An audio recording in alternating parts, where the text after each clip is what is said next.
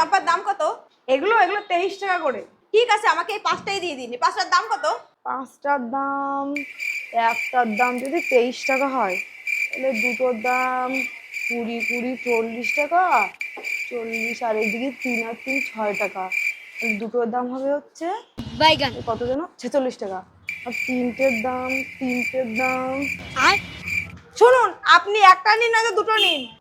আরে আমি সব কটা নিলেই তো আপনারই লাভ। আমি 5টাই নেবো। আমি একটাও নেবো না, দুটো নেবো না, 5টাই নেবো। 5টাই দেন। আরে সবাই একটা নেয় কি দুটো নেয়? আপনি একটা কি দুটো নিন।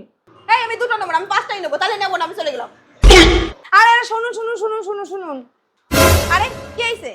আরে একটা কাজ করুন, আপনি একটা নিন 23 টাকা দিন, আবার একটা নিন আবার 23 টাকা দিন, আবার একটা নিন আবার 23 টাকা দিন, আবার একটা নিন আবার 23 টাকা দিন, আবার একটা নিন আবার 23 টাকা দিন।